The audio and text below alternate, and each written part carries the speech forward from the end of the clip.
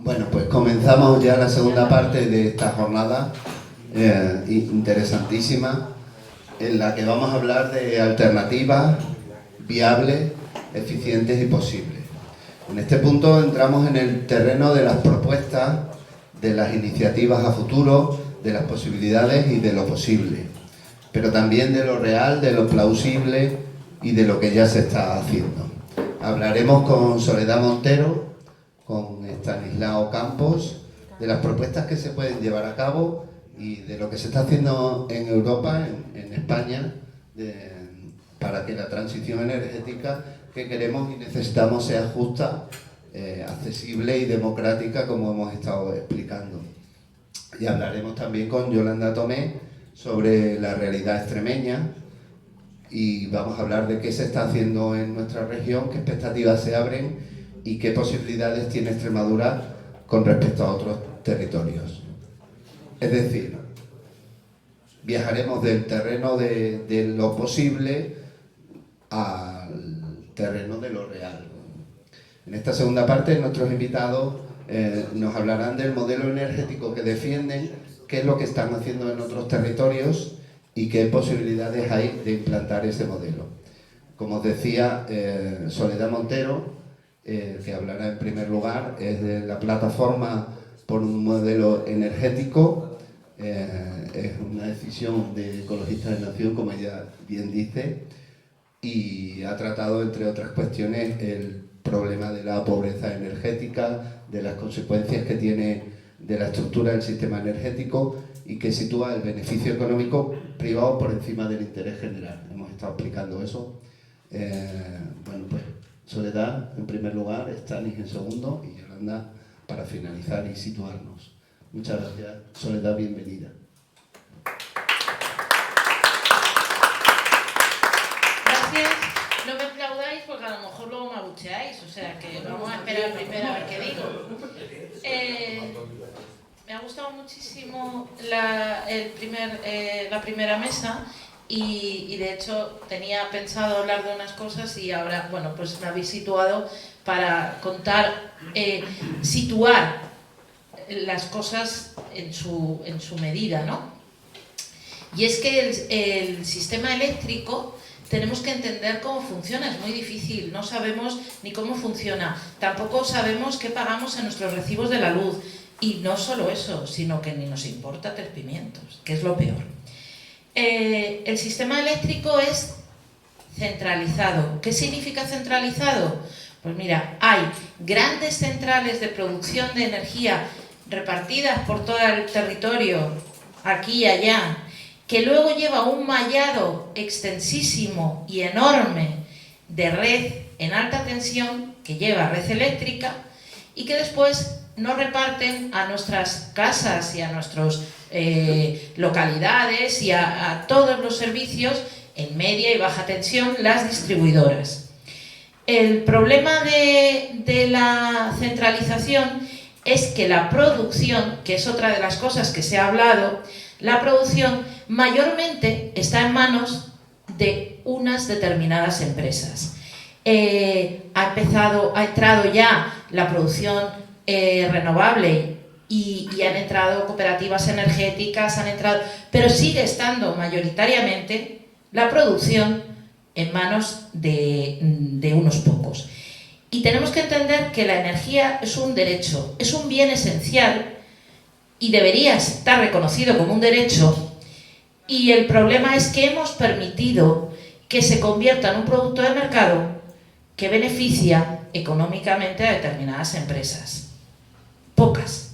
Entonces, una vez que entendamos eso, tenemos que entender que debemos ir hacia la descentralización, pero no podemos hablar de descentralización y ya está.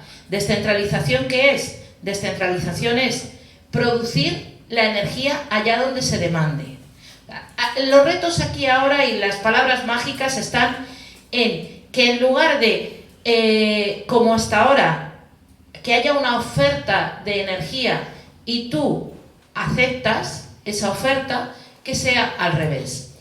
Que la demanda sea la que sea flexible y que se adapte a la oferta que podemos tener. O sea, la flexibilidad, que es otra de las cosas de las que hablaba Habibi, se trata de eso, se trata de que una gran devoradora de energía, una gran industria que necesita muchísima energía, tiene que aprender, lo primero, a autoconsumir su propia energía. ¿Cómo? Obviamente, convirtiéndose también en central de producción de su propia energía. En además saber cómo debe consumirla, adaptarse a esa oferta, no al revés. No decir yo necesito tantos megas y me voy a enchufar, no. O sea, esto es la facilidad y hay que cambiar el paradigma, hay que entender las cosas al revés y de otra manera. Decía Habibi, por ejemplo, también que es muy importante que no confundamos la electricidad y la energía. Y efectivamente, o sea, en electricidad, por ejemplo, el 34% de la electricidad es para consumo doméstico y el resto es para consumo de pymes, empresas y grandes industrias. O sea, imaginaros, todo lo que podamos nosotros ahorrar en electricidad, siendo el 34% del consumo, tendremos que ir al otro lado. Pero es que luego nos comentaba, y esto es el 25%, el otro 75% está utilizando otras fuentes de energía, energías fósiles. Transporte, principalmente, es quien más energía consume, y detrás del transporte viene la industria. Entonces, ahí es donde tenemos que entender y poner los huevos de la cesta. Estas son las cosas que para mí son primordiales, que debamos entender y que nos lleven a esto. O sea, nosotros, por ejemplo, en Ecologistas en Acción hicimos, que además está aquí Stanis, que es mi compañero con el que colaboré, o sea, principalmente está también Habibi y algún otro compañero más que trabajó con nosotros, en un proyecto que se llamaba el rescate energético, que era poner sobre la mesa el decir, este sistema no funciona y mirar por qué no funciona. O sea, es tan sencillo como esto. E intentar poner las cosas de una forma más fácil, como tú decías, para que lo entienda mi madre. Es muy importante, de verdad, que lo entendamos. Y mucho menos importante esta dialéctica de datos, que sí, que están. Yo, por ejemplo, me las pongo detrás. Así que si alguien viene y me rebate, puedo sacar mis datos y decir, esto lo he sacado de aquí, esto lo he hecho de aquí. Pero no me gusta ir soltándolas de primeras. ¿Por qué? Pues porque a la gente se aturde y les aburres. Y es lo que yo no quería, aburrir. Así que esa es una de las cosas que me parece más importante de entender del sistema eléctrico. Una vez que entendamos eso y que entendamos que, por supuesto, yo, por ejemplo, estoy totalmente de acuerdo con temas como la nacionalización. Lo que pasa es que la nacionalización hay que entenderla bien. O sea, no es que nacionalices CSE, Iberdrola, Endesa, no. Las comercializadoras, y ahora veremos la experiencia que nos cuenta Yolanda, las comercializadoras no son la llave está en la producción. Primero en la producción, después la segunda llave está en el transporte. Entonces, por eso tenemos que ir a lo descentralizado, porque la segunda llave está en el transporte, y el transporte la lleva Red Eléctrica, que es además el gestor del sistema, y la llevan las distribuidoras. Y luego ya por último es la comercialización, que es la última pata, y es, pues eso, repartir y decir, tú me pagas tanto, tú cuánto y tú cuánto. O sea, es la parte menos importante o menos interesante para el sistema, pero en la que participamos 29 millones de puntos de suministro, que se dice pronto, 29 millones de facturas mensuales, que se dice pronto. Entonces, una vez entendido cómo funciona el sistema, nos damos cuenta de que no funciona. ¿Y por qué sabemos que no funciona? Yo, por ejemplo, tengo muy claro que este sistema no funciona por un motivo, y es porque existe pobreza energética. O sea, si es un producto esencial, necesario para la vida, y no pueden obtenerlo o acceder a él toda la ciudadanía, obviamente aquí algo está fallando. Punto, o sea, no hay más. Y entonces eso es una de las cosas, una de las banderas que trabajamos en la plataforma por un nuevo modelo energético, trabajamos también en Ecologistas en Acción, que es el acceso universal como un derecho a la energía. Cuando entendamos eso, cuando entendamos que la energía es un derecho, empezaremos a entender otras cosas y empezaremos a compartir, que de hecho esto es lo que a mí me gustaría que nos contara. Por ejemplo, yo he participado mucho en cooperativas energéticas, en comunidades energéticas, estoy ahora bueno, pues viendo, trabajando, pero es muy importante verlo desde dentro para ver también sus fallos, obviamente, y todo no se va a poder hacer en base a, igual que decíamos, que todo no se puede solucionar con poner las placas en el tejado, que vamos a necesitar grandes instalaciones. Igual os digo, tampoco se puede cargar a la espalda de toda la producción, a la espalda de la ciudadanía. Si tendremos que definir primero qué necesitamos, qué industrias necesitamos, qué transportes necesitamos, y después gestionar cómo vamos a producir esa energía y cómo vamos a abastecernos de esa energía. Estas son las cosas que tenemos que tener principalmente, que a lo mejor no nos habíamos planteado.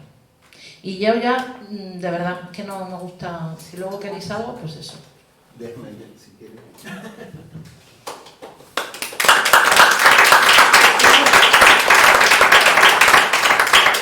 Muy claro, Soledad.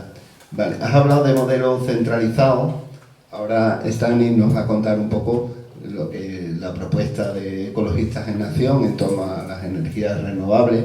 Pero ya que estamos en una jornada sin nucleares, yo le lanzo 3 o 4 preguntas y luego tú ya respondes lo que te dé la gana. ¿Existen alternativas reales a la energía nuclear? Que el modelo centralizado, ya lo ha explicado Soledad. ¿Cuál es el modelo alternativo, el modelo distribuido? ¿Qué significa eso? El modelo general de energía que defendéis desde Ecologistas, y cuáles son las claves, dar así 4 o 5 pinceladas de cuáles son las claves de ese modelo. Stanis Campos. Hoy lo damos vale, voy a ser como muy provocador, aunque en verdad un discurso como también manido por otra parte, ¿no? ¿Cuál es la solución en el ámbito energético a la energía nuclear? Pues un cambio en el conjunto de las relaciones sociales. Las relaciones de producción. O sea, en nuestro sistema, lo ha dicho antes Habibi, para el 2040 tenemos que ser neutros en emisiones de carbono. Para el 2030 deberíamos reducir un 55% de las emisiones. Lo que es el consumo de electricidad, solo el 25%. ¿Cómo reducimos? ¿Cuál es la solución al otro 75%? ¿Las nucleares? No. Un cambio en el conjunto de las relaciones sociales.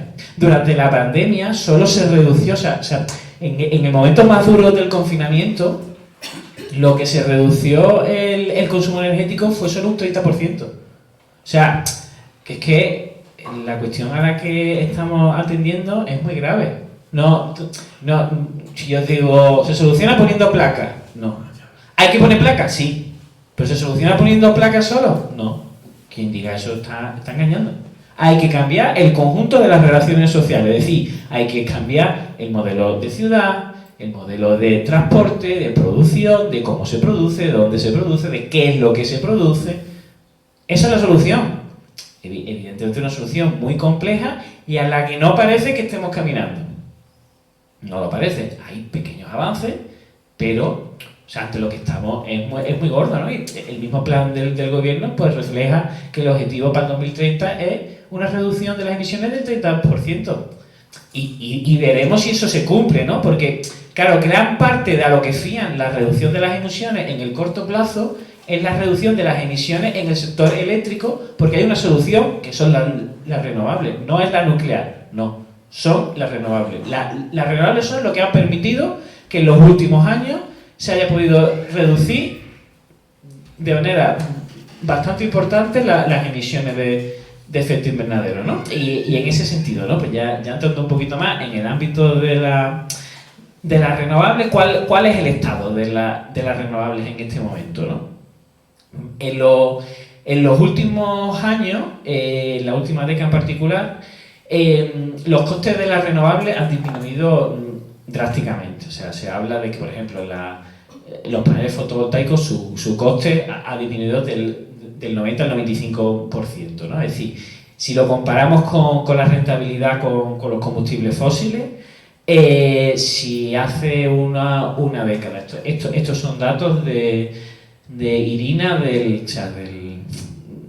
del organismo a nivel internacional, ¿no? que analiza el tema de las energías renovables, pues habla de que la rentabilidad de las renovables ha estado de ser un 700% más caro que los combustibles fósiles a ser un 30% más rentable que los combustibles fósiles, ¿no? Y esto nos lleva a la cuestión de que en los últimos años no ha habido un desarrollo de las energías renovables por una bondad del oligopolio eléctrico. Ha habido un desarrollo porque era más rentable instalar renovables, ¿no? Y bueno, eso en este momento es un factor positivo para la humanidad, el que las renovables ya sean más rentables que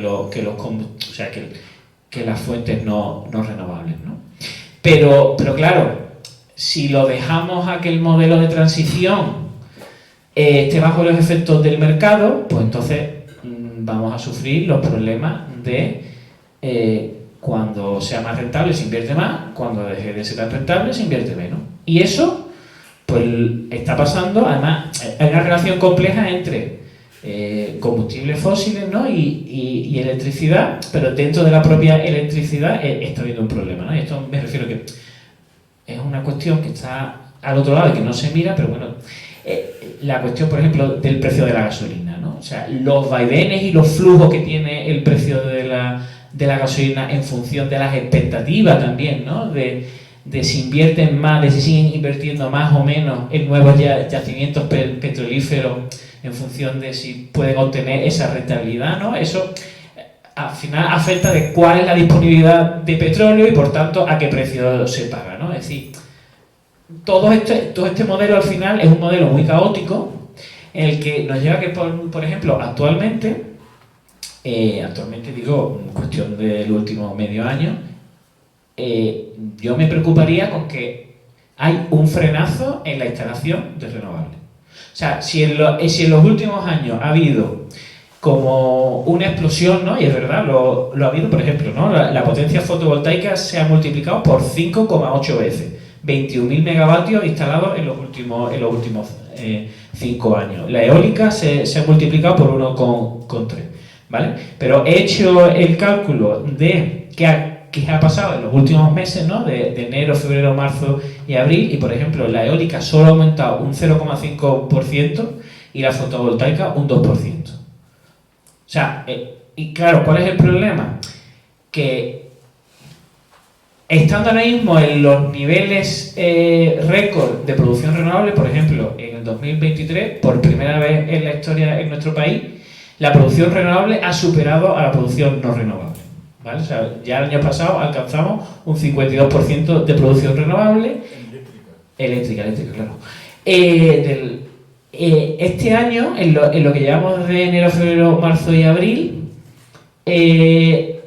las cifras se han elevado al 62% y el último mes, el mes de abril, ha llegado a ser del 67%. O sea, son cifras récord que indican pues, que vamos en muy buen camino, ¿no? Y lo que decía antes, ¿no? Que gran parte de la reducción de las emisiones han venido dentro del sector eléctrico. Pero claro, es que todavía falta mucho que instalar para llegar a un escenario 100% renovable, ¿no? De hecho, en el Plan Nacional del Gobierno de Energía y Clima, ¿no? el PNIE, lo que se habla es que para lograr un 80% de energía renovable en 2030, que bueno, en el fondo, bajo el modelo que defendemos en ecologistas, realmente no se cubriría el 80%, ¿no? Se cubriría más porque aquí Por ejemplo, están contando una cantidad de exportación de energía brutal que nosotros no defenderíamos, ¿no? Pero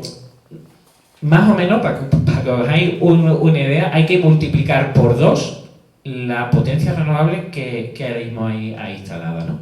Claro, entonces, si todavía hay que instalar el doble de lo que ahora mismo está instalado, o sea, queda muchísimo por instalar todavía para ese escenario 100% renovable simplemente en el ámbito de generación de electricidad, ¿no? O sea, no nos podemos permitir el que haya un frenazo. Claro, ¿qué está pasando? Bajo la dinámica de mercado, con la bajada del precio del gas, pues los precios de la luz se están desplomando. En los últimos meses hemos llegado a vivir precios negativos, ¿no?, en el mercado mayorista. Claro, esto hace que la inversión se vea mermada, ¿no? Claro, y esto es lo que hablaba con el modelo de transición, que el modelo de transición bajo un modelo de mercado es un modelo caótico, de avance y retroceso, donde lo que prima no es que consigamos un sistema 100% renovable o que se cubran las necesidades de todas las personas. Lo que se prima es, pues, si se va a obtener esa rentabilidad económica o no, ¿no? Por eso, la alternativa a un modelo económico donde se le deja toda la cuestión del desarrollo al oligopolio eléctrico privado es que haya un plan propio de desarrollo de la energía renovable, ¿no? Y esto es lo que sacamos con el plan de rescate energético, ¿no? Que esto no podía dejarse en manos del oligopolio, sino que las entidades públicas tenían que dar un paso al frente, ¿no? Y además con un modelo abierto, un modelo mucho más democratizado y social.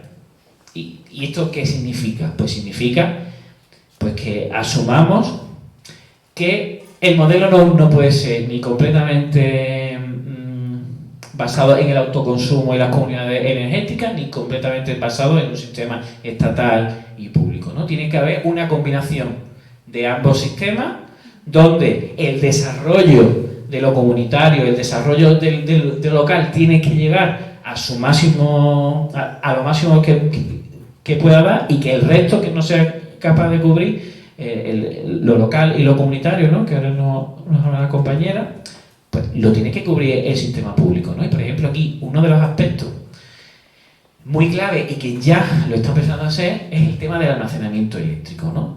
¿Cómo voy de tiempo? Sí, 3 minutos. Vale. El tema del almacenamiento eléctrico, como muchos sabréis, el problema de la energía renovable es que, claro, la eólica funciona cuando hay viento y la solar cuando hay sol. Cuando no hay sol, pues la fotovoltaica no produce, y cuando no hay viento pues no se produce eólica, o se produce menos, ¿no? En este sentido, la eólica cubre mucho más espectro que la fotovoltaica. O sea, en este sentido, la eólica debería tener un papel por encima de la fotovoltaica, y esto es un aspecto preocupante, que es que el crecimiento de la eólica está siendo bastante por debajo de lo que debería ser, ¿no? A pesar de que hay un cierto movimiento en contra de la eólica, o sea, yo me preocupo porque no está teniendo el desarrollo que debería tener.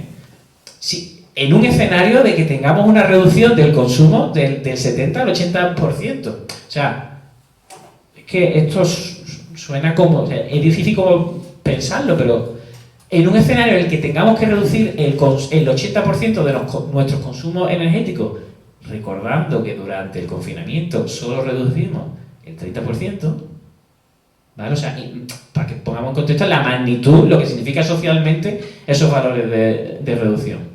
Pues en ese escenario tenemos que duplicar la potencia eólica que tenemos instalada. O sea, que no estamos hablando de un escenario desarrollista, no. O sea, en un escenario ultra decrecentista hay que multiplicar por 2 la potencia eólica. ¿Vale? O sea, entonces, claro,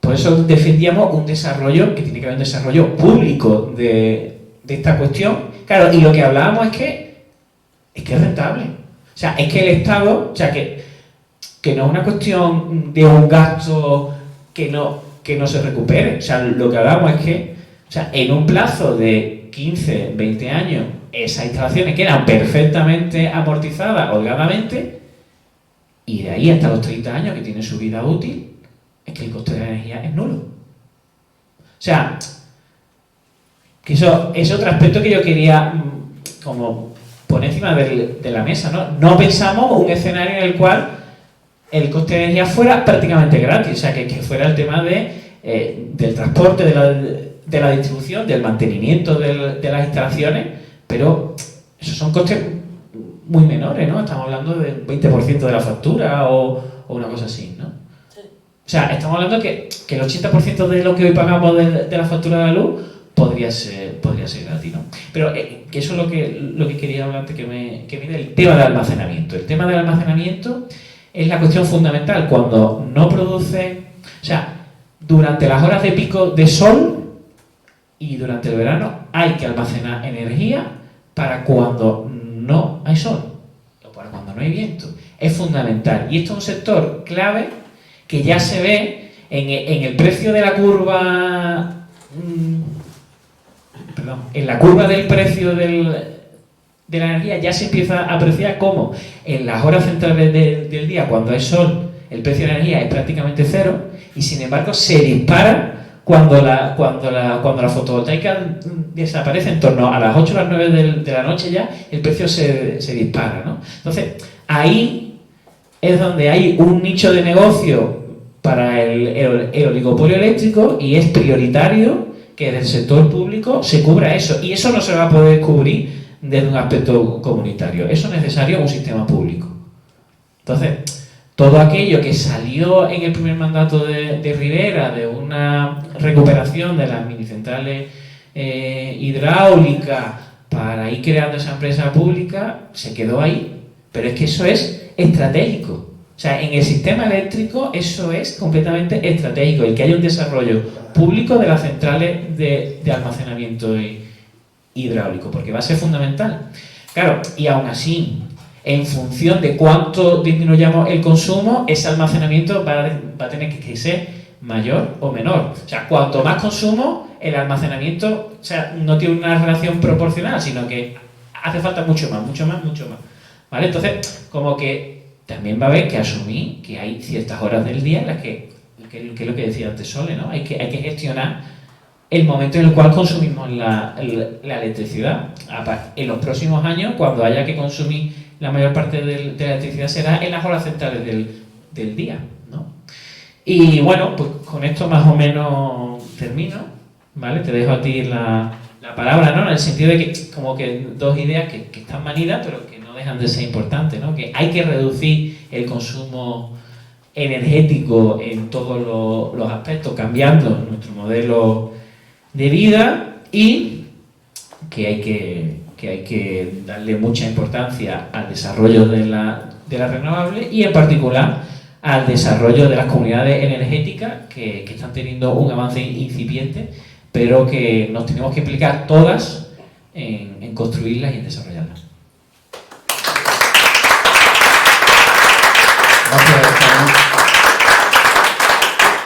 Hemos estado hablando de la necesidad de hacer un cambio en las relaciones sociales, la necesidad de que se implique la ciudadanía en ese cambio, de que el Estado no puede llegar a todos los sitios.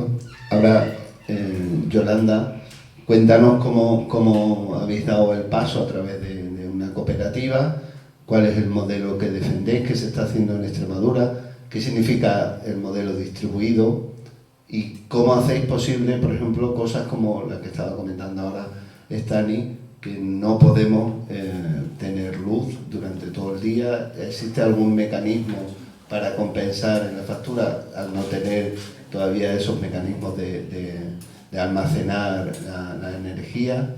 En fin, ¿qué es En Verde? Para de preguntas, que me voy a liar. Bueno, muy buena. Pues nada, yo represento a la cooperativa En Verde, que nació hace 2 añitos aquí en Extremadura, siguiendo modelos como de otras comunidades, y lo que venimos un poco es a unirnos para aterrizar todo lo que se está hablando hoy aquí, y apuntar algo más. que como personas consumidoras tenemos un poder que muchas veces no lo sabemos. De forma individual, poco poder, pero de forma colectiva podemos cambiar tendencias de mercado. Y eso lo digo muchas veces, o sea que yo que también trabajo en una alimentación saludable, decimos las personas, si dejamos de comprar un producto o reclamamos que haya menos sal, se baja. Entonces, siguiendo el mismo criterio, surgió de aquí la semilla, la enredadera, de decir, bueno, pues sí, nos juntamos personas que compartimos todo lo que se ha dicho aquí. Principalmente 3 razones, que sabemos que las reglas del sector energético en España pues son las que son y van en contra de los derechos y de los intereses de la ciudadanía, clarísimamente por el oligopolio.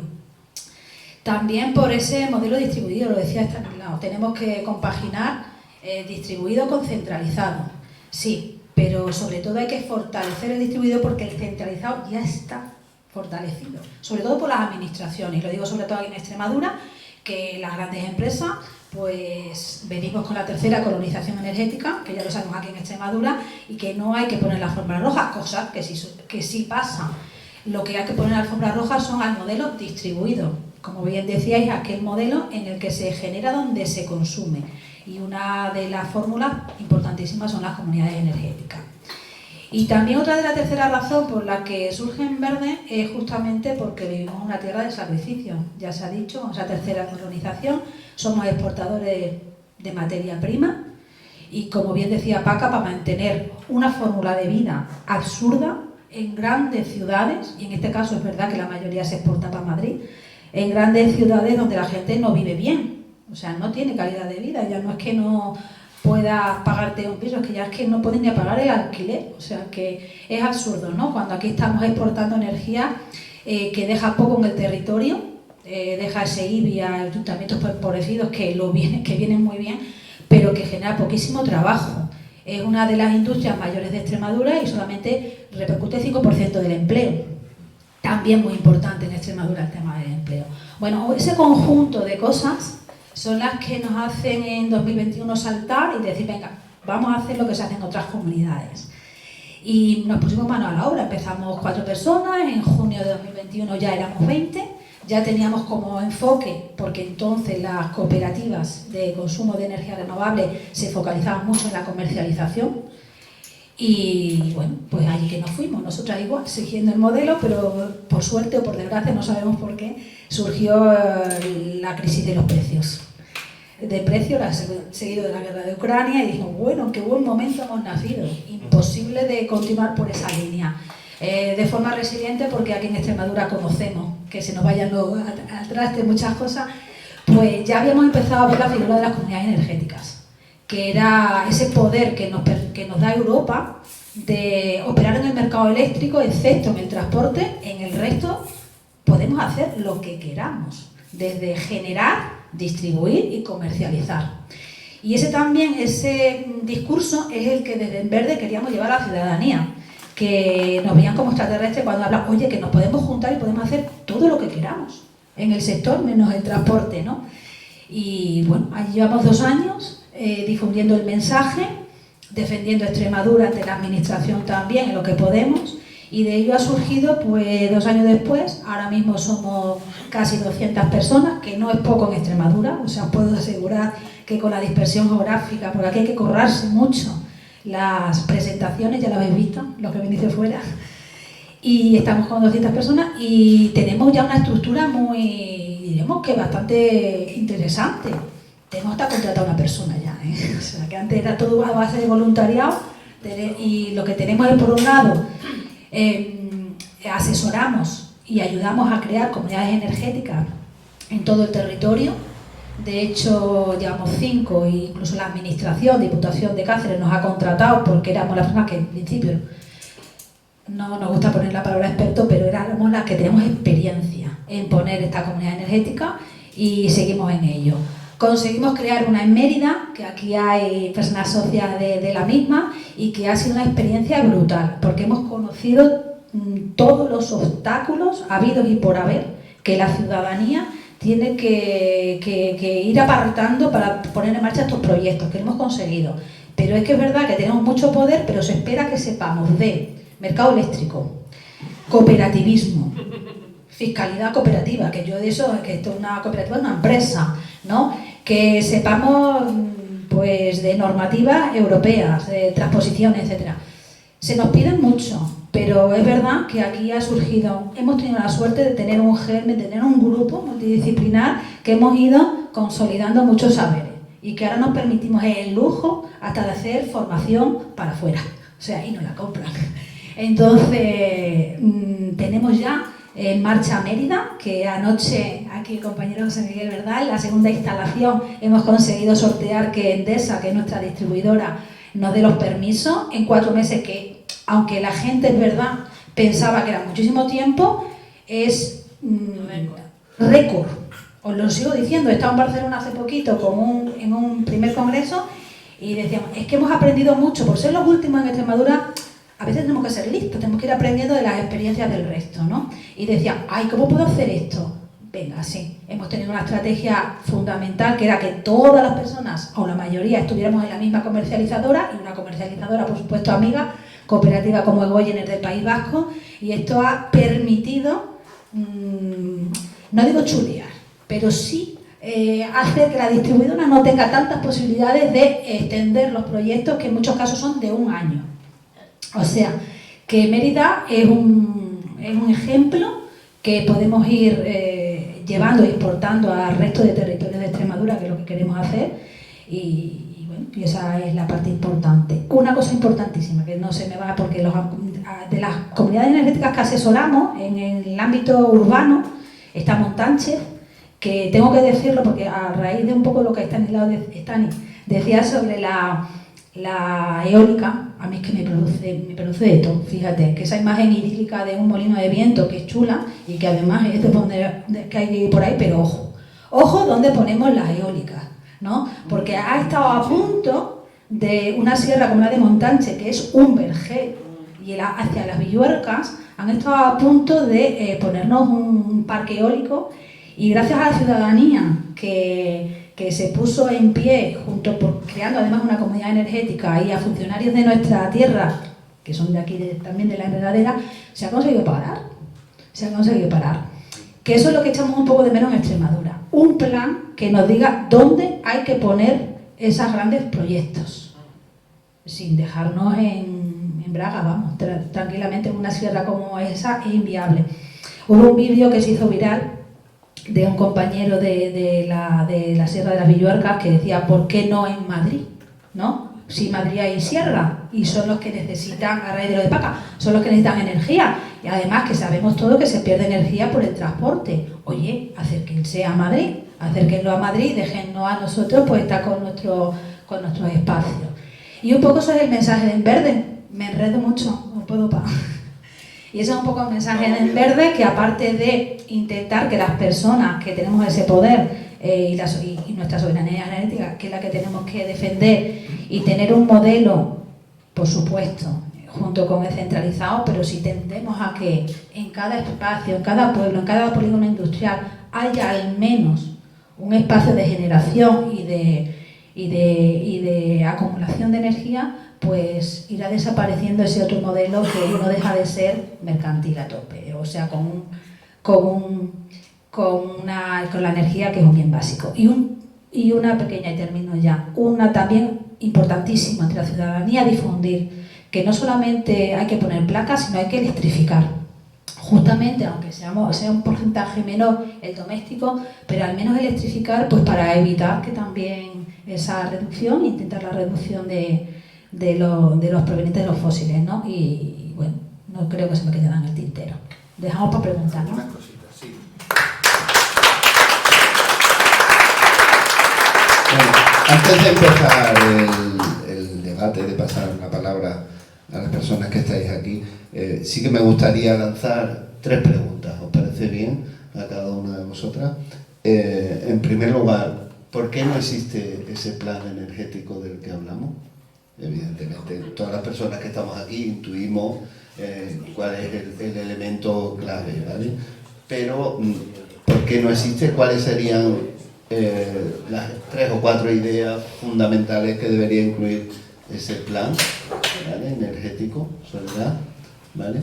Stani, has hablado de modelos centralizados, has hablado de eólica, has hablado de porcentaje. ¿Cómo podríamos implementar ese plan energético? ¿Qué temporalización debería llevarse a cabo? ¿Vale? Más o menos, ¿en cuánto tiempo? ¿Sí?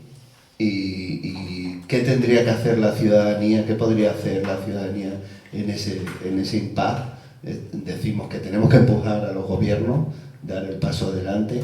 ¿Qué cosas podemos hacer dentro de la ciudad? Y Yolanda, ¿qué tiene que hacer? Has hablado de que hay ya una serie de comunidades energéticas en marcha. En Cáceres hay 8 o 10 poblaciones que ya tienen su semillita. Con estas charlas que vamos a hacer por toda Extremadura, además va a haber también alguien que hable de ese modelo. ¿Cuáles son los pasos que tiene que hacer? Hay un grupo motor que lleva... Y 2, me parece muy importante, la formación ciudadanía. Habéis desarrollado un proyecto en Luces que me parece que incluye también esos aspectos básicos que tiene esa formación, ¿vale? Soledad, plan energético. Bueno, pues es muy interesante, efectivamente. La planificación energética no existe porque, por 2 cuestiones. Una, porque se deja en manos de las empresas, del poder económico y del poder empresarial. Pero otro de los motivos es por la estructura de nuestro país. Nosotros tenemos un Plan Nacional Integrado de Energía y Clima en el que se habla de datos y se planifican o se plantean los objetivos a los que queremos llegar, pero son las comunidades autónomas las que deben decir qué van a hacer, dónde y cómo. Un ejemplo muy claro que veníamos hablando ayer, lo podemos ver, por ejemplo, en el primer problema que tuvimos con el autoconsumo. Cuando en 2008 se impulsó el autoconsumo fotovoltaico y el IDAE se metió en el charco y publicó aquello del sol puede ser tuyo, y empezó la carrera fotovoltaica y empezó la gente a entender que una instalación fotovoltaica podía ser más rentable que un plan de pensiones, que para eso estaba planteado. Pero ¿qué ocurrió? Lo que ocurrió fue que, como tenían que gestionarlo todas las comunidades autónomas, cada una de las localidades de las comunidades autónomas daba los permisos, empezamos a actuar sin una planificación tampoco estatal. ¿Y qué ocurrió? Que si no avisabas, pues cada una de las comunidades autónomas llegamos al cupo sin saberlo. O sea, la administración central no sabía que habíamos llegado al cupo cuando ya llevábamos casi tres partes más de lo que estaba planificado. Entonces, ¿qué ocurría? Que como habían puesto primero un plan de cantidad económica y de cantidad de instalaciones, pero también habían puesto un plan con una fecha límite, pues hasta que no terminó la fecha límite y empezaban a sumar y dijeron, ahí va, ¿dónde nos hemos metido? Con esto pasa lo mismo. Si el gobierno central hace un plan nacional integrado de energía y clima, pero las comunidades autónomas no tienen una coordinación con el gobierno central para decir esto, pues ahora lo único que ocurre es que nos pasamos todo el día diciendo que se lo lleven los de Madrid dicen, aquí no cabe, el otro... Entonces, ¿dónde está el problema? El problema es que no tenemos una coordinación. O sea, es indecente que no tengamos una coordinación que digamos, esta es la necesidad energética que tenemos. También tenemos que plantearnos esto que hemos dicho. Tenemos un 75% de energía que demandamos que viene para el transporte y para la industria, y que tenemos que decidir de qué nos vamos a deshacer, cómo, y el resto cómo se va a producir. Entonces, que está muy bien que hablemos de eficiencia energética, que a mí me encanta, en nuestros hogares, pero que con eso no lo vamos a resolver. ¿A que tenemos que hacerlo? Por supuesto. Y yo digo, la eficiencia energética doméstica la tenemos que hacer, y no por un tema económico, sino por un tema de salud. O sea, para mí es mucho más importante el tema de salud individual de cada uno de nosotros. Pero tenemos que plantearnos que no podemos, o sea, que esto no sería la solución a todo. Yo creo que me he explicado. A ver, con lo del plan y los tiempos y demás, o sea, el plan lo sacamos hace año y medio, que es el plan de rescate energético. Y, o sea, lo sacamos porque era un contexto en el cual el precio de la energía había subido muchísimo. Acordaros aquellos telediarios donde día tras día se superaba un nuevo récord del precio de la luz.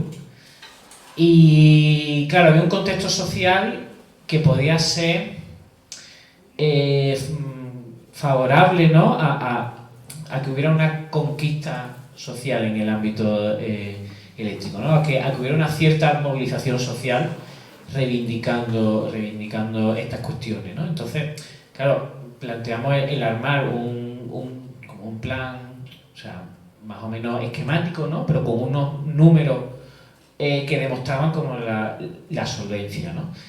Esos números eran, fijaos que, o sea, lo que decíamos era, en vez de ponernos a hacer cálculo de cuánta potencia es necesaria instalar, ¿vale?, lo que dijimos fue, vamos a ver, hay un plan del gobierno de que en ese momento ha habido una actualización, pero en ese momento decíamos, el gobierno dice que para conseguir un 75% de energía renovable en 2030 es necesario instalar tanta potencia, ¿no? Pues nosotros lo que dijimos fue, bueno, pues ¿cuánto cuesta instalar toda esa potencia? Y cuándo creemos que debería ser implementada, ¿no? Entonces, bajo ese horizonte temporal, que en 2030 deberíamos reducir un 55% las emisiones, pues creíamos que el 100% renovable no se puede esperar a más tarde, sino que se tenía que acelerar, ¿no? Y que ese 75% de generación renovable había que adelantarlo de 2030 a 2025. O sea, ese era el horizonte temporal, ¿no? Y para lo que había que implementar, el cálculo que hicimos es que eran en torno a unos 50.000 millones de euros, ¿vale?, la inversión necesaria. Que ese número en abstracto es mucho dinero, pero claro, hicimos el cálculo de cuánto nos gastamos en armamento no, si no hace falta irse a otro sector. ¿Cuánto costó en el mercado mayorista la generación de electricidad durante el año 2022? Que fue el año de los precios locos.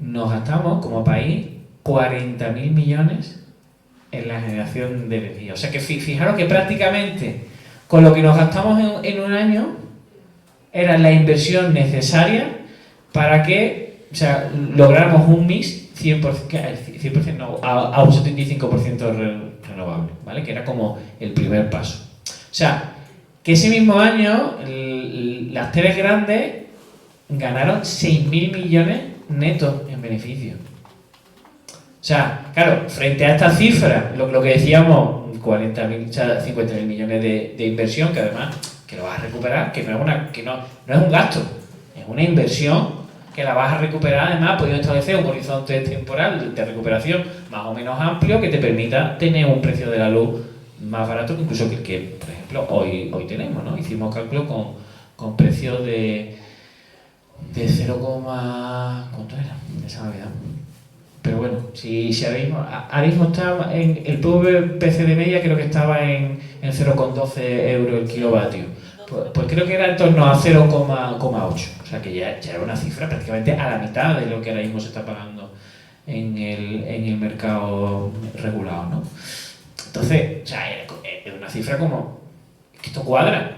O sea, esto no es una locura, no es una entelequia, ¿no? Es que cuadra perfectamente. Era como, creíamos que ante el problema social y la propuesta tan clara, pues podría haber un proceso de movilización que lo pusiera encima de la mesa como una propuesta real y que el gobierno pues se pudiera atrever a llevarla a cabo, ¿no? Pero claro, el problema es que justo ahí bajó el precio del gas, bajaron los precios de la luz, desapareció de los telediarios el tema. Claro, nosotros ya sacamos la campaña, pero ya era una campaña impotente, ¿no? O sea, no se enteró nadie de que teníamos esa propuesta, ¿no? Entonces, claro, ¿qué podemos hacer la sociedad? Pues lo que siempre decimos, ¿no? Pues hay que organizarse, que hay que reivindicar, que hay que movilizarse y que hay que construir comunidades energéticas, ¿no? Y exigir. Y exigir, claro. Es que no es una respuesta nueva. Es algo bastante conocido, pero claro, los procesos sociales son como son, tienen sus idas y sus venidas. Y claro, el problema es que, o sea, en esto de la energía es muy importante no solo lo estatal, sino también lo local, ¿no? Porque en el desarrollo de las comunidades energéticas, por ejemplo, los ayuntamientos podrían tener un papel activo muy importante. Y claro, los resultados de las últimas elecciones locales son desastrosos, ¿no? La cantidad de gobiernos del PP y de Vox que hay por todo el Estado, que no es que los gobiernos del PSOE fueran mucho mejores en la mayoría de los casos, ¿no? Pero podría haber en algunos sitios por lo menos alguna cierta sensibilidad mayor, ¿no? Y sobre todo como la pérdida de todos esos municipios del cambio, ¿no? Que hubo en el 2015. Claro, esto nos sitúa en un escenario político en un momento en que no tenemos tiempo. O sea, el tiempo va a contrarreloj, pues claro, nos compromete, ¿no? Y desgraciadamente pues los procesos sociales mismos están muy débiles, ¿no? Entonces yo creo que no hay que perder el horizonte, no hay que perder la esperanza y tenemos que construir procesos comunitarios.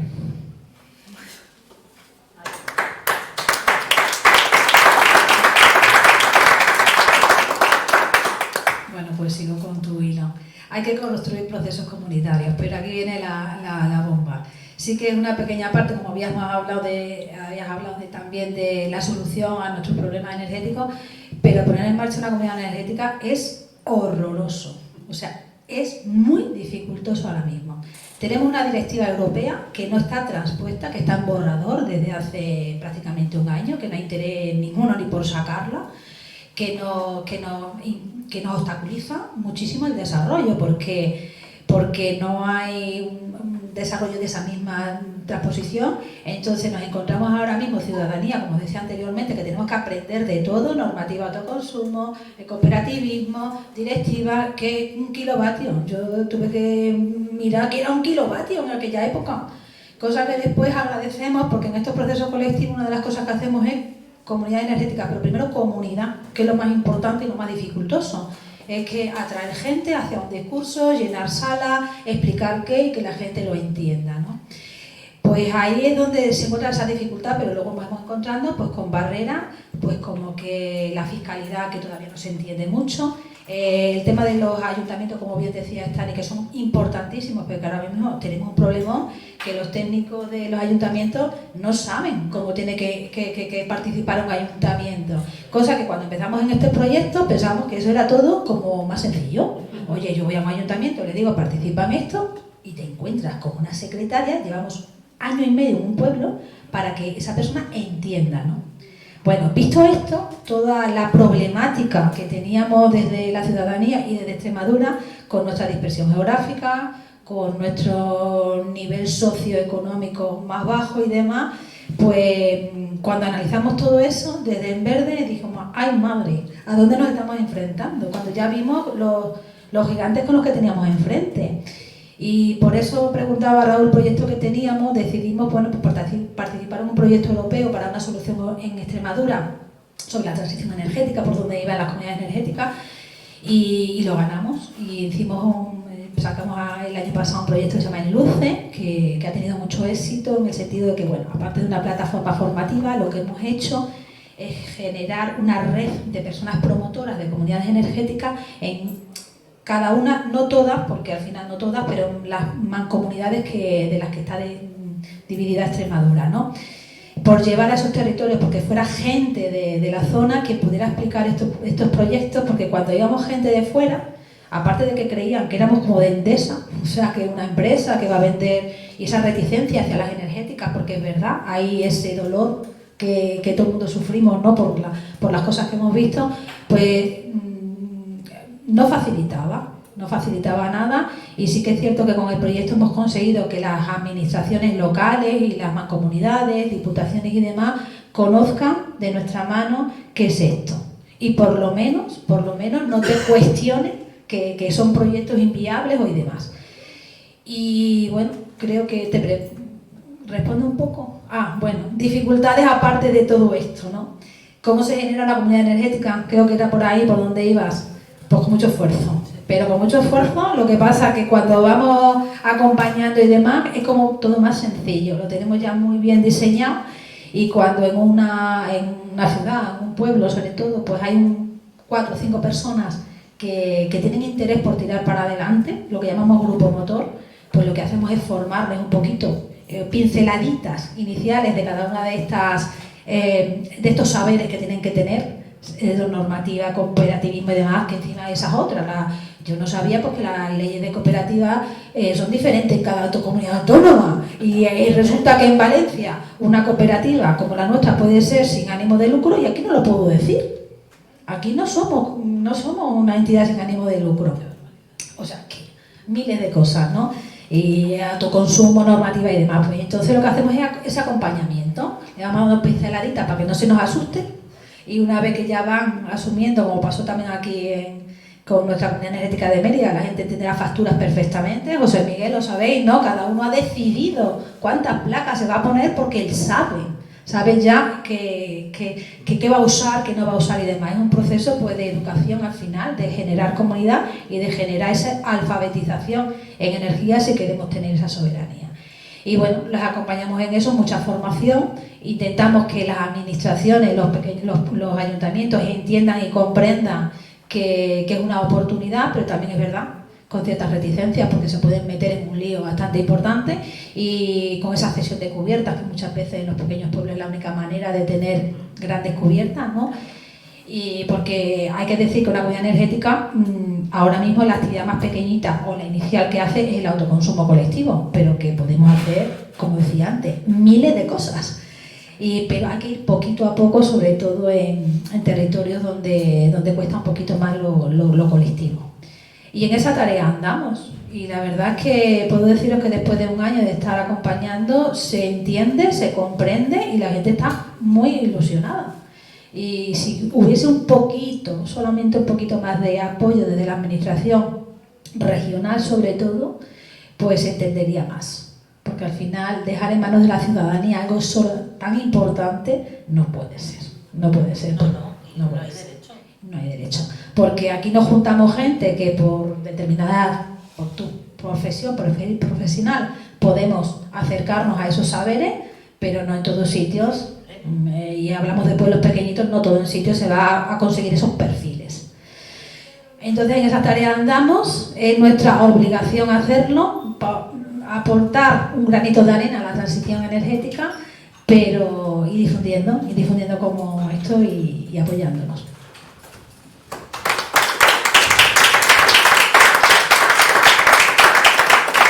Bueno, pues pasamos, Paca, que ahora está haciendo su entrada triunfal. Paca, quería ser la primera en intervenir. Te paso la palabra y así iniciamos el ciclo de preguntas, si os parece. Pero como no se lo habéis dicho, lo mismo hasta me repito. Si me repite, me guiñas el ojo y corto el rollo. Bueno. A ver, que entiendo todo lo que estáis hablando, pero que como yo soy muy mayor y quiero ver cosas antes de morirme, y quiero morirme dejando la central nuclear cerrada, desmantelar, los residuos en Madrid y el Marina y la Valdecañas estirado, pues entonces tengo que seguir viniendo aquí a pelear, ¿sabes? Porque el enemigo está aquí, de momento. Y como todos los que se quieren forrar de dinero van a venir aquí porque hay sitio, hay sol, ¿vale? Hay ignorancia, hay complacentismo y hay todo lo que hay. Pues vamos a ver si somos un poquito más revolucionarios y más rebeldes y decimos, aquí no, pero con argumentos. Eso de en mi colina no, en mi valle no, en mi huerto no, ya me resulta absurdo. Porque no es solamente no, tenemos que decir dónde y decir que sí. Algunos proyectos hay que decir que sí. Porque según mis compañeros, y me alegro mucho de haberlos traído, porque como veréis, no puedo presumir, pero sí. Tenemos una comisión de energía, vamos, que estamos orgullosos de todos vosotros, sois un cielo. Muchas gracias por lo que nos toca. Eso no es la pregunta, ¿Dónde está la pregunta? La pregunta... Déjame, que me ha gustado. Que déjame, que me ha gustado, pues nos ha piropeado. Joder, ya. Oye, ¿tú qué quieres? ¿Me voy contigo? Continuamos. Más palabras. Más preguntas. Si es que lo hemos dejado muy claro. Mira, la pregunta. No, voy a hacer una reflexión y... Yo hago una reflexión y luego la pregunta, que es lo moderno, lo que se lleva así. O sea, yo sí que hay una reflexión que yo creo que es importante, que tiene que ver con la planificación, ¿no? Y un poco contar la experiencia que tuvimos en Castilla y León en el año 2007-2008. El gobierno regional hizo una planificación de eólica. La realidad es que unos años después esa planificación eólica se convirtió en lo que luego conocimos como la trama eólica, ¿no? Entonces, claro, yo creo que aquí hay una reflexión, ¿no?, sobre qué confianza real tenemos sobre que los gobernantes en estos momentos en regiones como estas estén a la altura de hacer una planificación que responda a los intereses de la ciudadanía y no responda nuevamente a legalizar, ¿no? Porque en renovables en muchas ocasiones la única herramienta que tenemos es la judicialización, y si tenemos una ordenación que diga que ahí no es posible, la judicialización, que a veces es lo que para proyectos, va a ser profundamente difícil, ¿no? Y la segunda reflexión es que, sobre todo pensando después, ojo, cuidado también, ¿no?, en no caer en un concepto de autarquía, sino de soberanía, ¿no? Es decir, esto no es una guerra de regiones contra regiones, ¿no? Quiere decir, hay desequilibrios, pero tenemos que buscar el hermanamiento de los pueblos, ¿no? Eólica en Madrid es muy difícil, porque el único terreno posible es un parque natural protegido, que es la Sierra de Guadarrama. Ahora, yo creo que en Montánchez probablemente tampoco sea un... ¿Se ha intentado allí en la Sierra de Guadarrama? No, los espacios Red Natura están excluidos de forma definitiva. Los espacios declarados Red Natura son motivo de impugnación de cualquier parque fotovoltaico, eólico o lo que sea. Hay una cuestión fundamental, ¿no? Entonces, la primera pregunta tiene que ver sobre todo con la actitud de la región, ¿no?, de Extremadura, que no la conozco, con todos estos cómplices y demás. Y lo segundo, sobre la cooperativa en verde, de verdad me encanta, y agradeceros un montón el trabajo que estáis haciendo, que yo creo que es muy importante y verdaderamente es un trabajo que nos va a permitir percolar, entrar y traer esto. Y como que tengo dos preguntas, ¿no? Una que tiene que ver con la recepción de la gente, ¿no? O sea, ¿cómo veis, más allá de esos 4 promotores, que la gente funcione? ¿Qué miedos habéis encontrado, sobre todo a la hora de desarrollar una comunidad energética, un autoconsumo? Y la segunda, que sí, como estamos en Mérida, por curiosidad, porque nos pasa en Córdoba y demás, las leyes de protección de casco histórico, si os han supuesto algún tipo de problema para el desarrollo de las comunidades energéticas. Pues salud, está el pitarro buenísimo, ¿eh? Sí, exactamente, vale. Yo me he atrevido a hablar de comunidades porque Paca lo inicia. Sí, es culpa de Paca.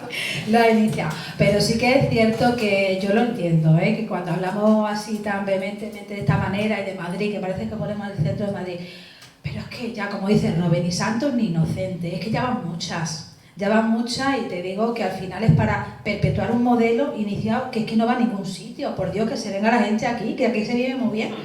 Entonces, bueno, esa es un poco... Pero porque lo inició ella, ¿eh? Yo los madrileños... Luego muy me bien, echáis. pero- O sea, me vengo y luego me echáis. Segunda, no me acuerdo. Ahora mismo. La recepción de la gente... Bueno, casco histórico. Las comunidades energéticas somos la solución a los cascos históricos. Porque una comunidad energética, bueno, el autoconsumo colectivo, más que la comunidad energética, que es una de las actividades que podemos hacer.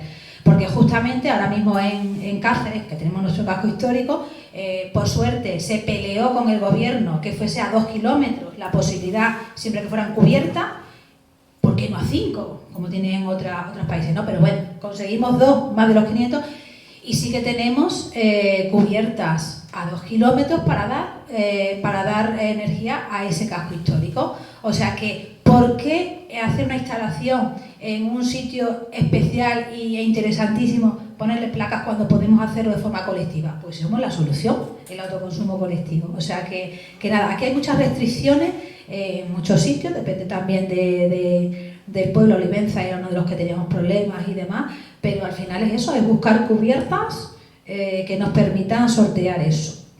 Y las dificultades que te encuentras cuando creas una comunidad energética. La gente, bueno, pues claro, hace un año mucha, nos costó muchísimo, era el boca a boca. Aquí en Mérida fue fácil porque la Enredadera es un foro interesantísimo para ello, de hecho salió de aquí, pero sí que es verdad que nos cuesta muchísimo. Yo he ido a reuniones en las que había 3 personas, 4, y todavía con muchísimas reticencias, ¿no? Entonces sí que se ha hecho una labor de acompañar, de difundir mucho y de dar seguridad de lo que se estaba diciendo. Y ya digo que muchas veces al principio no sabíamos ni lo que decíamos, pero es verdad que ya tenemos todos esos saberes muy asentados. Hemos participado mucho en foros nacionales, Unión Renovable, etcétera, con muchas otras, La Corriente, Madrid o OINE, y hemos ido asentando. Y a la gente sí que le cuesta lo colectivo, pero como en todos lados. Y hablamos de una buena energética, primero es comunidad. Por si no hay comunidad, no hay nada. Que es el otro gran obstáculo que encontramos con proyectos como, por ejemplo, los de Iberdrola, que hablan de comunidades solares, o otras cositas que están sacando por ahí, que al final eso son placa. Y una comunidad energética no se entiende como placas, se entiende como comunidad. Y en nuestra tierra es fundamental hacer esas comunidades, pues para no solamente, como decimos muchas veces, el ahorro en la factura de la luz, sino para defender el territorio. Aprovechamos, aquí lo contábamos antes con José Miguel, aquí en la de Mérida, que son 80 familias y 6-7 pymes, pues probablemente muchas de esas pymes o familias vienen por el ahorro energético, pero se llevan el discurso y aprenden a trabajar en colectivo y aprenden que sí hay que venir. Entonces también se genera esas dinámicas que estaban tan olvidadas aquí y que la pandemia acabó de anular, ¿no? Entonces dificultades, pues muchas reuniones, mucho decir muchas cosas y bueno, y ir asentando esos conocimientos y aprendiendo mucho de otra zona, pero que nos llevan ventaja. Podemos aprender de País Vasco, Cataluña, pero claro, la ventaja es brutal y con mucho ánimo, diría yo.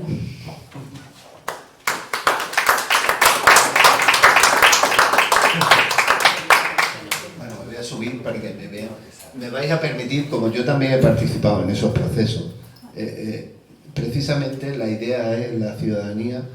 Fijaos lo importante que puede ser, ¿no? Nosotros nos fijamos en cooperativas como La Corriente, pero luego fue una cooperativa, Goyener, la que nos ha dado también ese soporte formativo. Las primeras reuniones las hacíamos con ellos. Y fijaos lo importante que es una cooperativa, además, que tiene en su territorio, en Euskadi, tiene un soporte y tiene un seguimiento social importantísimo. No sé si estaban ya en 17.000... No, esos son... Sí, 17.000 personas socias, o sea, imaginaos, ¿no? Y sin embargo ellos se ofrecieron y nos siguen dando ese soporte formativo y de acompañamiento. Y ese mismo proceso es el que tratamos de desarrollar en Extremadura, ¿no? Y yendo a todos los pueblos, pues lo que comenta Yolanda es importante también hacerle llegar a la ciudadanía que estamos trasladando un mensaje distinto frente al individualismo que solemos vivir, ¿no? Precisamente hermanarnos para beneficiarnos, y lo primero que le dices es que tu ahorro de la factura de la luz es lo que está en el horizonte, pero hay otras muchas más cosas, ¿no? Hay más ideas detrás. Sigo dando la palabra, si os parece, nos quedan 10 minutos y nos vamos. Yo solo quería decir con relación a lo que preguntaba, con lo que decía Javibi, es que efectivamente, lo ha dicho muy bien mi compañero Stanis, es que esto es una transformación social. Claro que se trata de una transformación social, pero para hacer una transformación social solo hay dos formas. Una, un poquito más de hoy para mañana, radical, puede ser la pandemia, que nos transformó nuestra forma de vivir y de...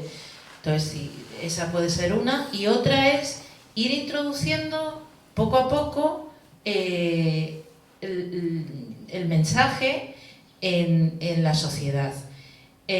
¿Cómo? Pues eso. Lo primero es que para que esto funcione debería haber, que es lo que estábamos hablando de la planificación, que esa planificación pudiera ser coordinada, no ordenada, sino coordinada, porque de nada sirve que haga una planificación un territorio, pero el resto no. O sea, si los territorios, todas las comunidades autónomas deberían reunirse y de manera coordinada negociar y entender cuáles son las necesidades y cómo vamos a cubrirlas de todo el Estado.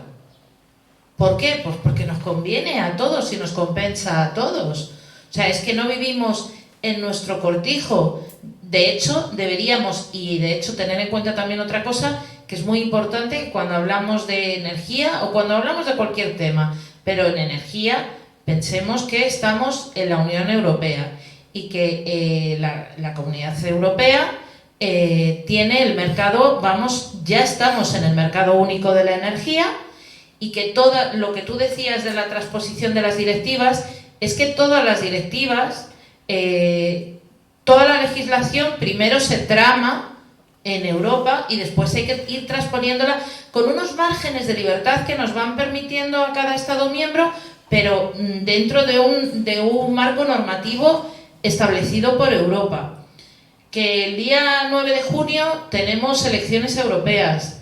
Que, claro, pero que es que esto es muy importante y que no lo... O sea, nos pasamos el día diciendo ya, pero yo es que en mi rellano, en mi portal, en mi escalera, pero de verdad que deberíamos ir de lo global hacia abajo, no al revés, y traer hacia acá y decir, ya, pero desde lo global tenéis que pensar también en mí. Para eso tienes que chillar también, pero para eso... O sea, primero para tener voz... Tienes que hacer llegar tus derechos, también tus obligaciones y eso, y no nos vale para nada, no vamos a solucionar nada echándonos, de hecho, ¿a quién le conviene que estemos todas las comunidades unas a las otras echándonos los perros? Habría que pensar, ¿a quién le está conviniendo todo esto? Porque desde luego a alguien le conviene. O sea, esto no ocurre así porque sí.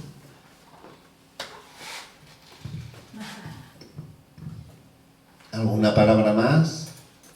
¿O callamos para siempre? Bueno, para siempre no. Para siempre. Le iba a hacer la pregunta que ella... ¿Para siempre no? No, simplemente que cuesta mucho trabajo.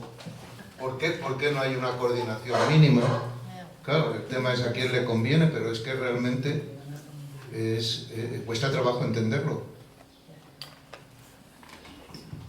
Hombre, desde luego a quien no le interesa es a nosotros. Es decir, ya habéis citado, nosotros estamos padeciendo la tercera colonización, ¿no?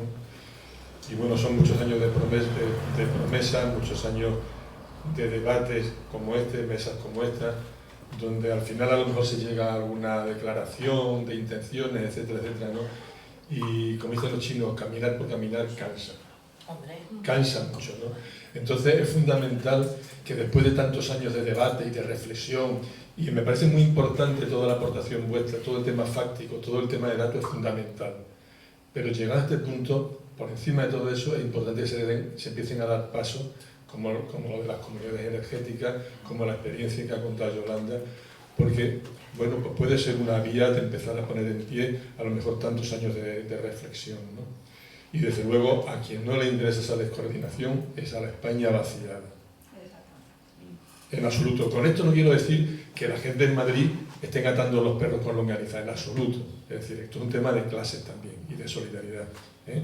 Pero es verdad que para que una comunidad sea rica, otra tiene que ser pobre, como decía Naredo en la Extremadura saqueada, ¿no? Pero para una comunidad y para una persona, o sea, esto se ha visto siempre así, o sea, decía, para que yo pueda,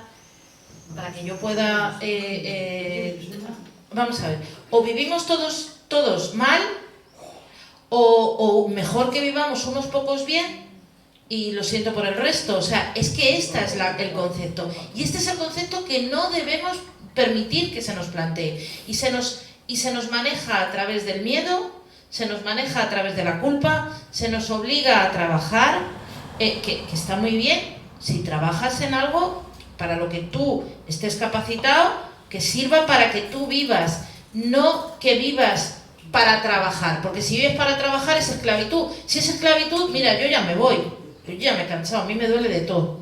Entonces, esto es lo que tenemos que plantearnos y tenemos que exigir. Tú dices, ¿a quién le interesa o a quién no le interesa? ¿Vale? Vamos a empezar por nuestras comunidades y decirle a nuestros gobernantes, tanto centrales como autonómicos, decirles, oye, a mí me da igual que tú te lleves mal con el otro, con este, tú estás haciendo un trabajo, eres mi trabajador, así que estás haciendo un trabajo, venga, arremángate y hacer tu trabajo.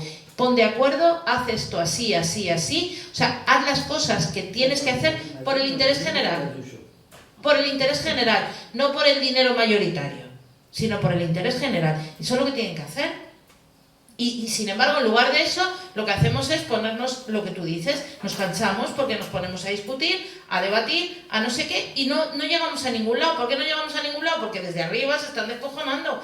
Y no son los políticos, son los poderes económicos, que se están despeporrando de los poderes políticos, que a su vez se aguantan, y nosotros aquí... Sí, pero el poder político es un poder vicario de toda esa... Hombre, obviamente. En el campo que estamos hablando, en el campo energético, de las tres grandes que están ahí en Almaraz, por ejemplo. Obviamente. Y que les marcan el paso. Venga. Bueno, Dos palabras más. sí, el debate que se ha habido, bueno, que el debate que lleva muchos años entiendo con el movimiento renovable, sí, pero así no. Yo creo que empezábamos toda la jornada diciendo que somos los del no, ¿no? A lo mejor también había que pensar y donde sí. En lugar de decir aquí no, donde sí. Creo que eso es fundamental. Hemos hablado, en lugar de decir... Claro, es que yo creo que esa es la base de todo. Empezamos hablando del tema de las nucleares, del tema de los residuos y demás, del problema que hay, de la necesidad de carbonizar, la necesidad de implantar un montón de energía renovable. ¿Cuál es nuestra prioridad? Evidentemente estamos en una situación de debilidad y quien está implantando los megaproyectos son las grandes, el oligopolio, ¿no? Son las grandes empresas, pero evidente, ya yo creo que lo primero es que se implante la renovable. Está claro que hay zonas que hay que proteger, pero no podemos, me parece muy importante que no caigamos en ese reducto, que no vayamos, no, aquí no, en mi sierra no, en algunos casos es por una cuestión de biodiversidad, por muchas cuestiones que son necesarias, pero no te era porque estéticamente a mí me gusta asomarme y que mi sierra no tenga un molino. Bueno, pues, si esa es nuestra prioridad, pues también tenemos que cuestionarlo. Todos vamos a tener que perder, pero ¿qué preferimos? También hay muchas formas y evidentemente hay que construir eso, pero creo que la prioridad es que haya más energía renovable.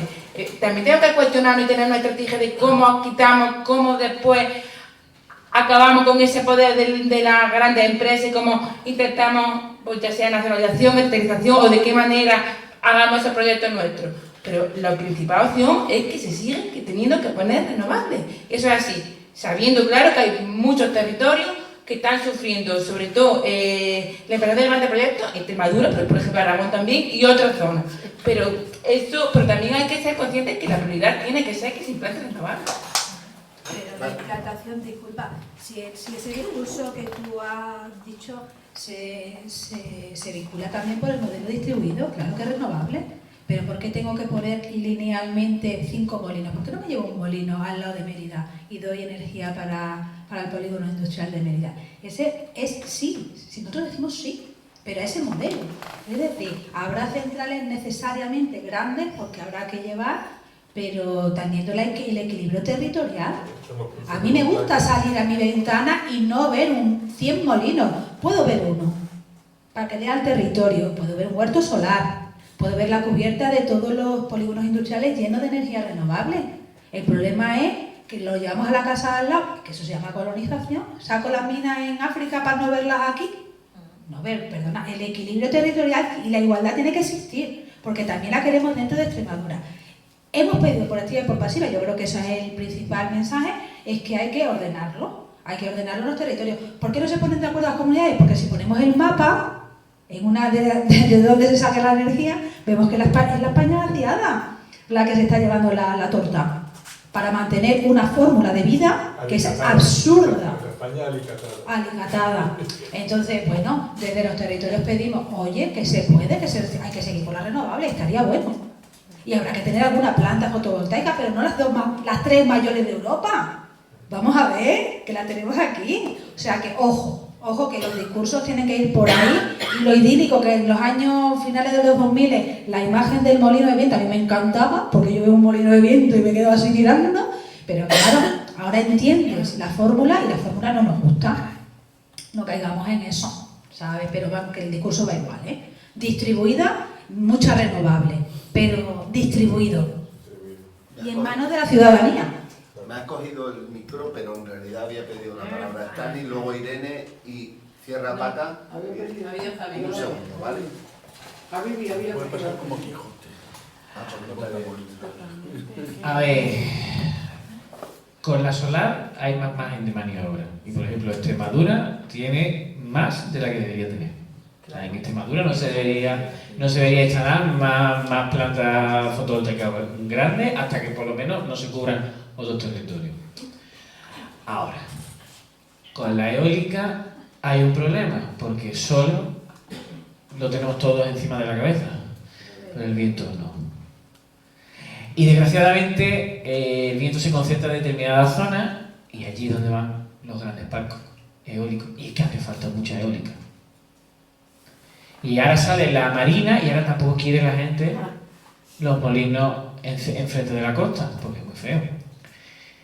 Vale, pero entonces, ¿quieres tener lavadora? O sea, porque ¿quieres tener nevera? No, pero el coche eléctrico es a futuro, hoy. O sea, es que estamos hablando del escenario en el cual reducimos el consumo de energía un 70-80%, ¿vale? O sea, que lo vuelvo a repetir. En el escenario en el que reducimos un 70-80% del consumo de energía, quiere decir que tú no tienes coche privado. Que tú lo que tienes, como mucho, es el coche compartido de la cooperativa energética. Tú no tienes tu coche privado en ese escenario, ¿vale? Pero es que en ese escenario hay que multiplicar la potencia eólica por 2. Y hay que ponerlo donde hay viento y donde no sea parque natural, ¿vale? Entonces, las posibilidades se empiezan a reducir. Y claro, yo creo que yo no conozco los casos concretos. Si es un parque natural, ahí no se puede poner, ¿vale? Pero, o sea, yo creo que eso, o sea, como ecologistas lo tenemos clarísimo. No es una cuestión que tiene discusión. Claro que no tiene discusión. Claro. Pero que las Villuercas se ha intentado poner uno. Claro, y hay que oponerse y hay que... Pero viene, ¿no? Eso es, y hay que oponerse y hay que presentar alegaciones, etcétera, etcétera. Pero ya que nuestras administraciones no hacen el trabajo de elaborar el plan, el mismo movimiento que dice renovable sí, pero así no, tiene que hacer también el ejercicio de plantear dónde lo ponemos. O sea, que eso es un trabajo que tenemos que hacer. Es decir, hay territorios como Aragón, como Galicia, que van a tener más eólica que el resto de territorios, porque es que los recursos eólicos están fundamentalmente allí. O sea, es que no hay otra. O sea, que el mapa de viento es el que es, y nuestro país, por ejemplo, tiene ciertos recursos eólicos, pero hay otros países que no los tienen, ¿vale? Y es que el mix de generación es complejo, no es sencillo, ¿no? Entonces, como que... Y termino, ¿no?, con lo que quería decir antes de esto. Tenemos un reto y una crisis ecosocial en marcha brutal. Van a pasar, o sea, aunque ahora mismo en estos años vimos como una especie de calma, de que parece que todo marcha, ¿no? E incluso que la sensación es que, bueno, se están poniendo renovables, que la transición va hacia adelante, ¿no? Esa es como la sensación que hay. Ya hay muchos fondos Next Generation, muchas cosas se están haciendo. Y el caso es que es muy insuficiente. Y entonces, lo que yo quiero decir es que aunque estemos ahora mismo en una calma chicha, van a pasar cosas. Van a pasar muchas cosas en las próximas 2 décadas probablemente. Entonces, es fundamental la creación de las comunidades energéticas y los procesos comunitarios, no solo como una cuestión de plantear una alternativa en el aquí y en el ahora, sino que esas redes van a ser fundamentales para los procesos que vienen y que tenemos que construir ante la sociedad imaginarios de modelos de vida que sean mejores que el que tenemos, o sea, que la cuestión, que no sea una cuestión de hay que decrecer, no, tenemos que vivir una vida mucho mejor que la que hoy vivimos con los ritmos que tenemos ahora en los ritmos del capitalismo y los ritmos del petróleo, ¿no? Creo que todo eso hay que darle una vuelta en positivo de que podemos vivir mucho mejor de lo que vivimos. ¡Bravo! Os voy a decir una cosa, a mí me está encantando el debate, pero tengo 4 palabras pedidas. Os voy a pedir brevedad para que nos podamos ir a comer. Que se pasa las 2. Que se pasa la Exacto, exacto. Bueno, yo voy a meter un elemento discordante.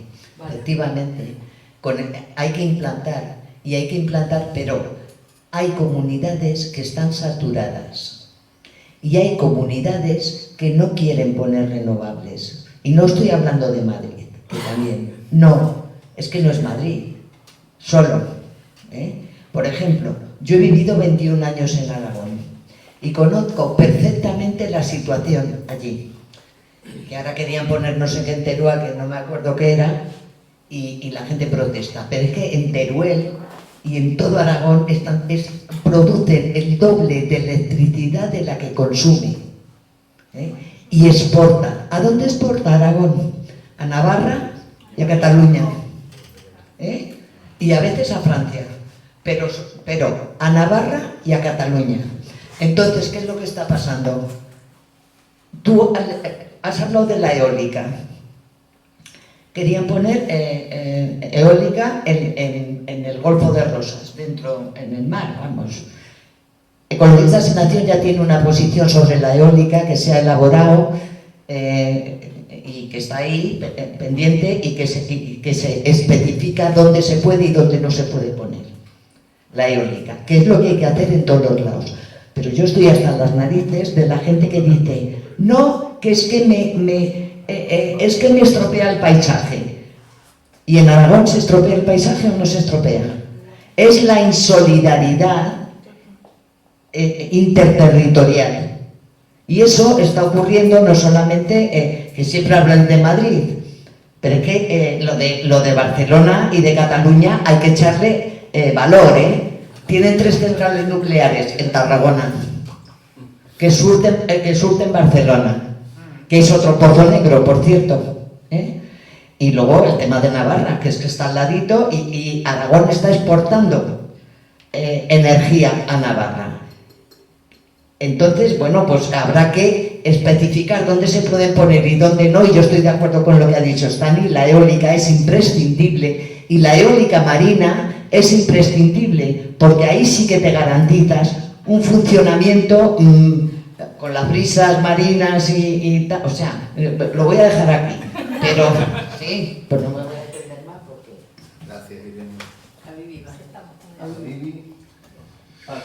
Vale, pues yo como hablo mucho voy a intentar ser un poco más claro. Lo primero es sí decir una cosa. En la página web de Ecologistas en Acción tenemos un manifiesto que hicimos con el tema de renovables que creo que es bastante preciso en bastantes cosas. Y una de las cosas que plantea es una gradación de la aptitud de suelos que determina dónde creemos que son usos compatibles, usos no compatibles, y aborda un montón de cosas. Y yo estoy muy de acuerdo con muchas cosas que se han escuchado aquí, con casi toda, de verdad, y vuelvo a insistir en que hay determinadas ubicaciones que no son admisibles. Y que Stan me ha adelantado un poco en este tema de, ojo, cuidado, las cosas tienen que ir donde haya recursos, y en eólica esto es problemático, porque además la eólica la necesitamos para dar un respaldo de red que no va a poder dar fotovoltaica, pero sí me gustaría dar como un paso más, que a veces no tenemos en cuenta, y que tiene que ver con la descentralización del horizonte. Es decir, yo sí estoy a favor de hacer un horizonte mucho más descentralizado, mucho más repartido, pero ojo, cuidado, porque hay determinadas cuestiones que desde un punto de vista ecologista como tal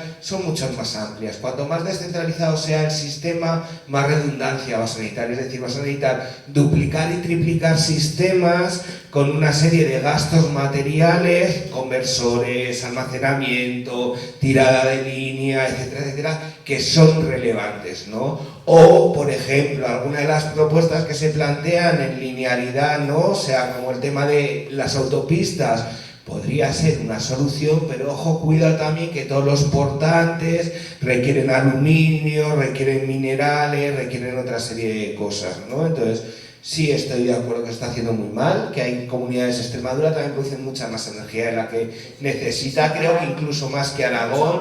Otra cosa 4 veces, otra cosa es que pasará cuando cierre Almaraz, porque Almaraz es muy potente en cuanto a la producción. Una central, el ciclo nuclear, la central nuclear de Almaraz se sustituye con 6.000, al menos con 6.000 megas de energías renovables, al menos, y es un cálculo optimista, sin poner almacenamiento, pero yo sí que dudo que tenga que estar en Extremadura esos 6.000 megas, mucho. Pero las soluciones no son fáciles, ¿no? Entonces, sobre todo es un llamamiento a esa complejidad que tiene abordar esas múltiples transformaciones de las que hablaba Stanis, que son muy, muy importantes.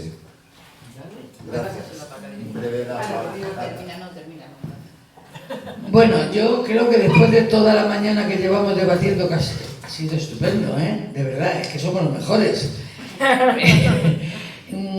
La verdad es que después de haber oído a todos y de haber hablado y de haber debatido y todo, está claro que cerramos Almaraz, ¿no? Sí.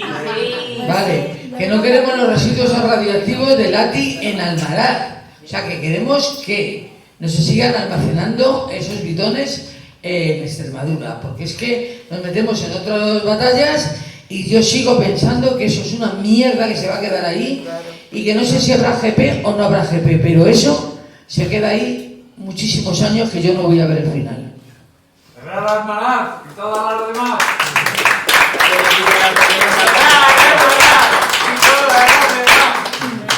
Bueno, de Paca, yo creo que cerramos ya. Si os parece, Damián, me vas a disculpar. Agradecer a todas las personas que han venido de Madrid, de Sevilla, Tony, Soledad, a todos los que estáis aquí, ¿vale? Especialmente a Paca, porque su empeño, su empujo y su cariño también, bueno, pues nos ha ayudado a organizar esta jornada y yo estoy especialmente contento porque esta mañana ha habido aquí palabras, debates y muy, muy interesantes. ¿Vale? Muchísimas gracias de corazón, buen día y nos vamos a comer esa ropa.